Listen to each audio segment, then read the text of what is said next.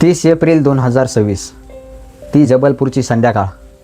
लोक फिरण्यासाठी गेले होते. सगळं वातावरण शांत होतं. डॅममधलं पाणी एकदम स्थिर होतं.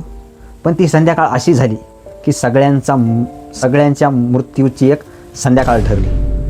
मित्रांनो, लोक हसत होते, खेळत होते, सेल्फ्या काढत होते आपल्या कुटुंबासोबत.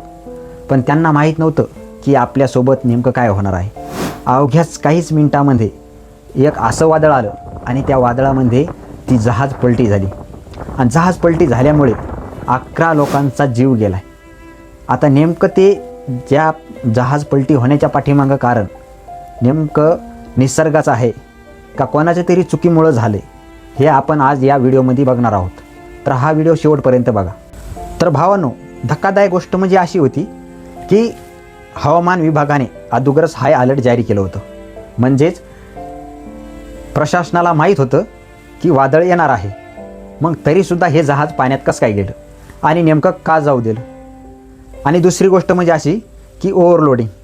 जे जहाज पाण्यात होतं का, त्या जहाजाची क्षमता होती 29 लोकांची आणि त्याच जहाजेमध्ये 45 ते 47 लोक बसवल्या गेले. आणि सर्वात भयानक गोष्ट म्हणजे अशी आहे की जहाजात बसायच्या अगोदर सगळ्यांना लाईफ जॅकेट देणं हे आवश्यक असतं. पण तिथे असं नव्हतं झालं.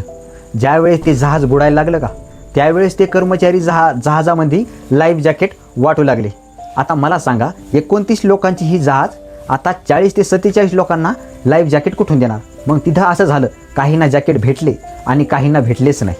आता मला एक सांगा, त्या जहाजेमध्ये लहान लहान मुलं होते, त्या मुलांना जॅकेट दिलेच नव्हते.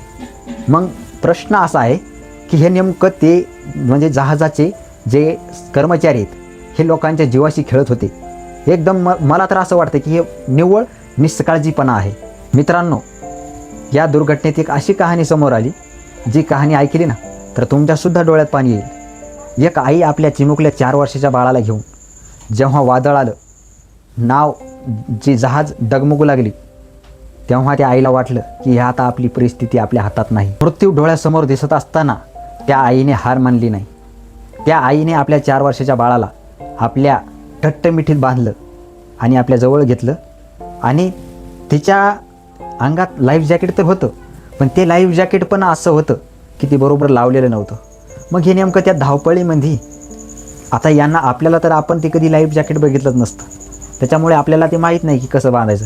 ते लाईफ जॅकेट आल्हादी बांधलेलं होतं आणि त्या आईने आपल्या बाळाला सोडलंच नाही. शेवटच्या श्वासापर्यंत ती आई आपल्या बाळासाठी लढत राहिली, वाचवण्यासाठी ओरडत राहिली. पण कुणी त्या आईचा आवाज ऐकला नाही. पण त्या आईने आपल्या 4 वर्षाच्या बाळाला सोडलंच नाही. कारण त्या आईला वाटलं की आता आपण बाळ सोडलं तर आपलं बाळ आपल्यापासून दूर जाणार. दुसऱ्या दिवशी जेव्हा गोताखोरांना त्यांचे मृतदेह सापडले का, त्यावेळेस सर्वांच्या डोळ्यात पाणी आलं. कारण ती आई आणि तिचा मुलगा एकमेकांना घट्ट मिठी मारलेली होती. मृत्यूसुद्धा त्यांच्या मिठीला तोडू शकला नाही. विचार करा, त्या आईनं शेवटच्या श्वासापर्यंत आपल्या बाळाला वाचवण्याचे प्रयत्न केले. पण दुर्दैवाने असं झालं की या सिस्टमच्या करामतीमुळं त्या दोघांचाही जीव वाचवता नाही आला. सरकार त्या जहाज पायलटला आणि त्या कर्मचाऱ्यांना पकडत आहे. आता मला एक सांगा, त्यांच्यावर कारवाई करून आता काहीच उपयोग राहणार नाही. कारण वेळेवर जॅकेट वाटली असते ना, तर ही आई आणि तिचं बाळ आज आपल्यामध्ये जिवंत असते. मित्रांनो, तुम्हाला काय वाटतंय, या घटनेत नेमकी चूक कोणाची आहे, पायलटची का या सिस्टमची आणि या सरकारची? तुम्हाला काय वाटतं हे कमेंटमध्ये नक्की सांगा. आणि हा व्हिडिओ जास्तीत जास्त लोकांपर्यंत शेअर करा, कारण अशी वेळ कोणावरही येऊ शकते. म्हणून हा व्हिडिओ त्यांच्यापर्यंत शेअर करा. आणि जपून आपण कुठं जरी सहलीला गेलो तर जास्तीत जास्त माणसं असलेल्या बोटीत बसायचं नाही. आणि बसायच्या वेळेस विचार करायचा की आपल्याला लाईफ जॅकेट भेटलेत का. नसेल भेटले तर आपण त्या जहाजेतून बाहेर जायचं. काही गरज नाही, आपण त्या पर्यटन स्थळावर आपण कधीही जाऊ शकतो. म्हणून जास्त रिस्क घ्यायची नाही.